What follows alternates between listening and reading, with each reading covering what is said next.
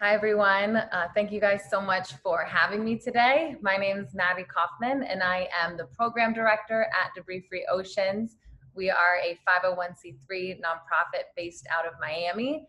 And this here is our mission statement, inspiring local communities to responsibly manage the life cycle of plastics and of waste as part of a global initiative to eradicate marine debris. So I'm going to talk to you guys about why this is so important and how you guys can get involved. So to give you guys just a scale of the problem and start a little bit big picture, this is our Milky Way galaxy, our home. You might recognize it. It is home to 400 billion stars. But unfortunately, we have reached a point where there's 13 times the amount of plastic in the ocean compared to stars in our Milky Way galaxy, which is crazy. Plastics are truly everywhere. They are in the top of the Pyrenees Mountains. They've been observed in Antarctica. They've been observed in the deepest depths of the ocean in the Marianas Trench, and they've even been found in human stool. So how can this be? Why are we talking about plastics? Plastics, like this beautiful diamond, they are forever. They're actually synthesized from oil. So when we extract oil from the ground and then refine it into the building blocks of plastic products, and then we synthetically combine them with very strong carbon-carbon bonds, making these long polymer chains that are super resistant to degradation. So I like to have this image on the right here where it talks about that process of making a plastic. Extracting the oil, shipping it, shaping it, sending it to a store, and how we've reached a point where we find this more convenient than just washing our reusable items. So since they're man-made of these really strong bonds, plastics don't biodegrade like this banana on the right. Instead, they photodegrade, which is a process where sunlight and wave energy breaks that plastic down into smaller and smaller plastic particles, but never the actual building block or elements of that plastic. So you can think of a paperclip chain where it breaks apart into each of the paper clips, but that paperclip itself never breaks down until its component parts. And plastics are ubiquitous. They're used for everything. They're just everywhere, from our cutlery and our tableware to cigarette butts being made from plastics. Even our clothing is made from plastics, like polyester and nylon are actually synthetic plastic fibers. And even our car tires, which are made of synthetic rubber, are also made of plastic. So what is the fate of this plastic?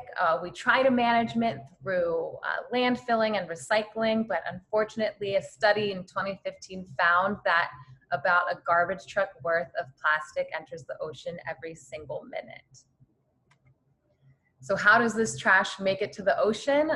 Unfortunately, 80% of this marine debris is actually land-based. So it's coming from land-based sources. And two of the major inputs are our rivers and also our storm drains.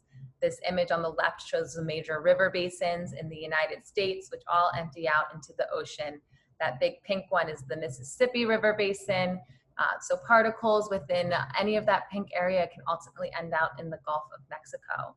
And also all of our stormwater drains here empty out into Biscayne Bay with very minimal filtration. So what does this mean? What are the impacts? This is a quick crash course in a few of the many impacts of plastic pollution.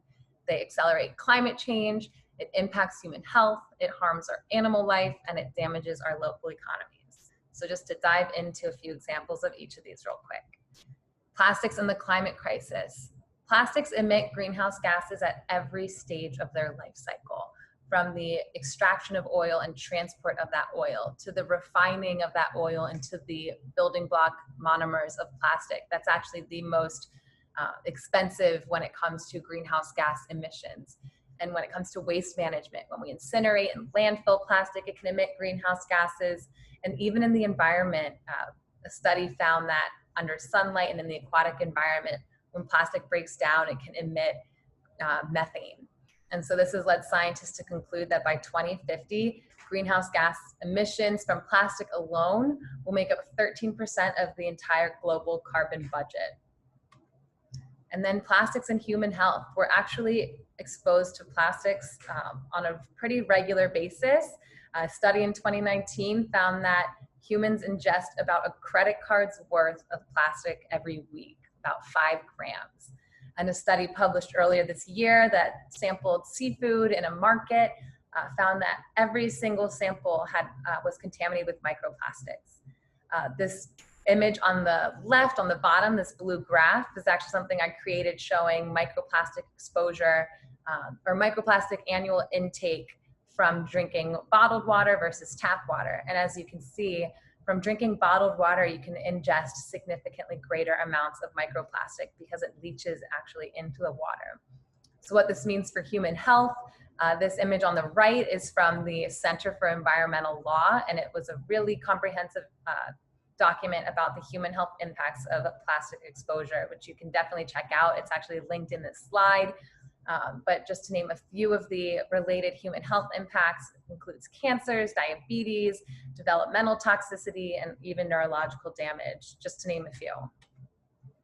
And plastics and animal health, you might have already seen some of this. Plastics impact over 700 species of marine life, and this is through ingestion and ultimate starvation, through entanglement, and can even be a toxicological hazard. And actually, plastics absorb microorganisms that can contribute to the spread of disease. And they can even impact our local economy. This is an example, a study out of NOAA, where they looked at the increase in annual recreation value for these various states based on marine debris being reduced to near zero. And that was associated with a $20 million increase in Delaware and Maryland annually, $88 million in Ohio, and $130 million in Orange County. So how do we get out of this? We're currently kind of living in a way where we're assuming fiction, where we think we have infinite resources that we can produce from, consume from, and then infinitely discard, which really isn't the case. And we need to switch to reality, which is a circular lifestyle, embracing a circular economy where we reduce, reuse, recycle, recapture, and repurpose instead of infinitely produce and infinitely discard. So what you can do from home and just do throughout your life, the best one is reduce your single-use plastic use by switching to reusable items like reusable bags, reusable bottles. And then you can also reuse the plastic items that you own, because their plastics are forever. You might as well continue to use them, like the Ziploc bag. You can repurpose containers that came in plastic into plant jars, into containers for other items. And you can support brands that are creatively redesigning plastics. This image of leggings, they're actually, these leggings are made from recycled post-consumer plastic bottles. And finally, last resort, I put that there because recycling is very inefficient. Only 8.2% of plastic was recycled in the US in 2017, but you definitely want to recycle over landfilling if possible. So that's about it. Thank you guys so much for having me. If you have any additional questions, feel free to email me, and definitely follow us through our social media channels or through our website if you want to learn more and keep up with what we're doing. Thank you guys so much, and hopefully I get to see you in person soon.